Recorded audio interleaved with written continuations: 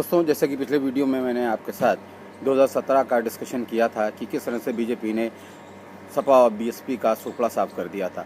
आज उसी वीडियो को आगे बढ़ाते हुए देखते ही हैं कि आखिर एक स्वामी प्रसाद मौर्य के जाने से बीजेपी में इस कदर भगदड़ क्यों मची हुई है। क्या वजह है कि बीजेपी में और नेता नहीं रहे हैं? ऐसा तो नहीं है, लेकिन ये भी सच्चाई है कि स्वामी प्रसाद के जाने के बाद बीजेपी का कोई भी बड़ा नेता सामने नहीं आया सिवाय एक केशव प्रसाद मौर्य जी के। उन्होंने एक ट्वीट किया और ट्वीट में उन्होंने लिखा है कि आदरणीय स्वामी प्रसाद मौर्य जी ने किन कारणों से पार्टी छोड़ी मैं नहीं जानता। उनसे अपील है कि वो बैठकर बात करें, क्योंकि जल्दबाजी में लिए हुए फैसले अक्सर गलत साबित होते हैं। बहरहाल इसका तो कोई असर नहीं हुआ। बीजेपी छोड़कर उन्होंने एसपी ज्वाइन कर ली और अब सपा के लिए ये एक बड़ा जो कॉम्बिनेशन तैयार हो रहा है वो एक फ़ायदेमंद होगा या नहीं होगा, ये तो वक्त बताएगा। हालांकि स्वामी प्रसाद मौर्य को अगर ले लें तो उनका अपना जाति वोट बैंक कोरी समाज और कुशवाहा समाज में का उनका एक बड़ा जनाधार है, जो कि आगरा से लेकर स्वामी प्रसाद मौर्य जी का ये जनाधार आगरा से लेकर जौनपुर, कुशीनगर, गाजीपुर, मऊ, बलिया, गोरखपुर, महाराजगंज में एक बड़ा समुदाय है और जो काफ़ी सीटों पर असर डाल देता है। वहीं ओपी राजभर साहब का भी एक बड़ा वर्ग है राजभर समाज का, जो पूर्वांचल में पूरी तरह से काफ़ी असर डालता है। मऊ से लेकर आजमगढ़ से लेकर और अयोध्या तक और फैज़ाबाद तक एक बड़ा ग्रुप है जो कम से कम 100 सीटों पे असर डालता है। तो ये स्वामी जी के साथ स्वामी प्रसाद मौर्य जी के साथ में ओपी राजभर साहब और साथ में जयंत चौधरी, जैसा कि आप जानते हैं पश्चिम उत्तर प्रदेश की, जिसकी पिछली बार हमने बात की थी कि किस तरह से बीजेपी ने जातीय समीकरण साथ के सबको सफा कर दिया था। इस बार जयंत चौधरी का गठबंधन है और आप जानते ही हैं कि किसान और जो जाट हैं वो उनसे काफ़ी नाराज़ नज़र आ रहे हैं।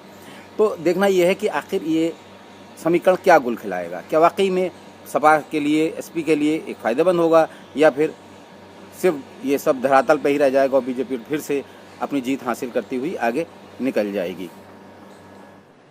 उत्तर प्रदेश में 50 सीट जीत जाए यही बहुत है। 50 सीट। तो दोस्तों, जैसा कि है कि ओपी नैयर साहब, जयंत चौधरी और साथ में अगर चंद्रशेखर भी का कॉम्बिनेशन होता है और जयंत चौधरी हो जाएंगे तो ये चारों का कॉम्बिनेशन मिलकर एक बड़ा जातीय समीकरण बनकर सपा के लिए तैयार होता नज़र आ रहा है। और जहाँ तक ओपी राजभर की बात करें, उन्होंने बड़े ही कॉन्फिडेंस में नज़र आ रहे हैं और वो कहते हैं कि बीजेपी को 60-70 सीटें भी मिल जाएं तो बहुत समझिएगा।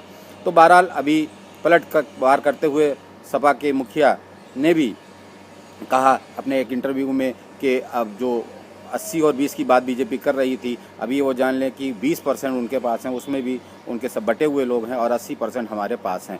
बहरहाल देखना ये है कि ये बार पलटवार की लड़ाई कब तक चलेगी।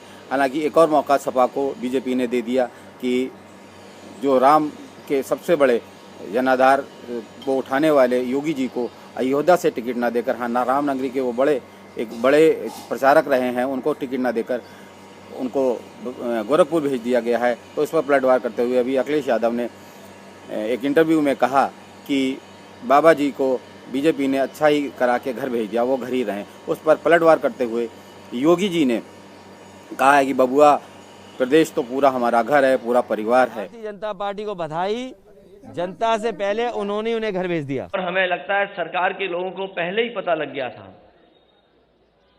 कि यहाँ पर स्वामी प्रसाद मौर्य जी के साथ, धर्मपाल सैनी जी के साथ, धर्म सिंह सैनी जी के साथ बड़ी संख्या में लोग आ रहे होंगे।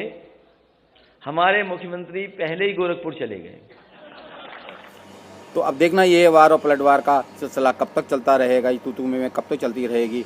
बहरहाल आंकड़े, समीकरण सब अपनी जगह पर हैं, सब जातीय राजनीति में लगे हुए हैं, सभी पार्टियां जातीय समीकरण में लगी हुई हैं। कोई भी पलट करके कोई विकास की बात नहीं कर रहा है, कोई महंगाई की बात नहीं कर रहा है, सिर्फ जातीय समीकरण और जीत के लिए सब लोग अपनी अपनी गणित में लगे हुए हैं। बहरहाल सपा के लिए ये कितना फ़ायदेमंद होगा, इन चारों का कॉम्बिनेशन, ये तो वक्त ही बताएगा। 14 तारीख को जब वोट आएंगे सामने, आपके पास सामने रिजल्ट आएगा। तब तक बने रहिए TZ न्यूज़ बुलेटिन के साथ और हमारे वीडियो को सब्सक्राइब कीजिए, लाइक कीजिए और इस जातीय समीकरण को घर तक पहुँचाइए ताकि लोगों को भी ये पता लगे कि आखिर हमारे देश में, प्रदेश में आज भी जातीय समीकरण पर इलेक्शन होता है, ना कि विकास के ऊपर, ना महंगाई के ऊपर। जो कुछ है वो जातीय समीकरण है। तो आप देखिए और हमारे वीडियो को लाइक कीजिए, सब्सक्राइब कीजिए, कमेंट्स कीजिए। तब तक बने रहिए टीजर न्यूज़ बुलेटिन के साथ। नमस्कार, आदाब।